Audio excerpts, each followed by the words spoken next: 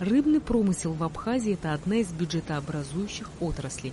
Согласно данным Госкомитета по экологии и охране природы, в Абхазскую акваторию Черного моря заходит около 110 тысяч тонн хамсы, из которых 40% разрешено к улову. Миграция хамсы к берегам Абхазии приходится с декабря по март.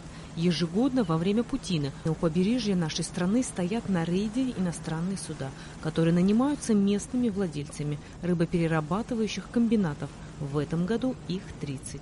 Бытующее мнение у населения, что это турецкий флот, они вылавливают всю рыбу нашу и увозят. Но это немного не соответствует действительности, поскольку вся рыба, а в основном это хамса, вся рыба перерабатывается на заводах, на месте здесь у нас. Путина началась не поздно, путина началась вовремя, как обычно, всегда. Постановление по открытию путины было в середине декабря. И, как правило, и как показывает практика, чтобы освоить ту квоту, достаточно времени до конца марта. Но если вдруг этого времени не будет достаточно, то в зависимости от промысла мы можем продлить срок. Как можем продлить и срок, так и можем сократить. Если квота будет выработана заблаговременно, мы закрываем путину. Беспокойство жителей Гагры и Пицунды оказались не беспочвены. Буквально несколько дней назад российские пограничники, взаимодействующие с абхазскими экологами, сообщили о нарушениях ловли рыбы.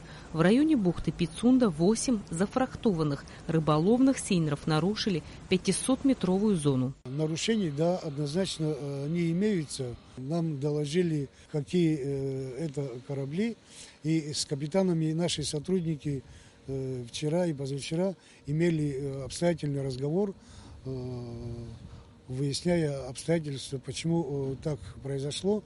И сегодня коллеги мои занимаются составлением протоколов, и затем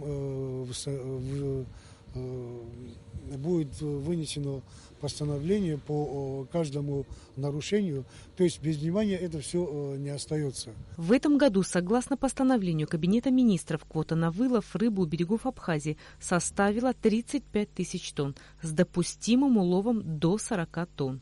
На сегодняшний день вообще надо сказать, что не очень активно идет хамсовая путина в этом году. Если в прошлом году на этот период было выловлено около 25 тысяч тонн, то на сегодня только 5 тысяч, чуть больше 5 тысяч тонн. По данным Института экологии определена квота 35 тысяч тонн, а общий допустимый улов он составляет 40 тысяч тонн. Но правительство, ссылаясь, очевидно, на экономические показатели и пополнение бюджета, произвело корректировку этих цифр. Экологи внимательно наблюдают не только за путиной, но и за способами рыбного промысла. К примеру, с 2003 года наложен запрет на лов донным тралом, а вот к разрешенным методам ловли относятся кошельковые и пелагические тралы. Но вопрос сегодня в другом. Разноглубинный пелагический трал несложной конструкции, и его легко можно переделать в донный трал. Как утверждает Савелий Читанава, выявить подобные нарушения пока не удалось. Но сегодня уже идет речь о том, что в акватории Абхазии и на пелагический трал будет наложен запрет. Рената Шакая, Тимур Гугохи, Абхазское телевидение.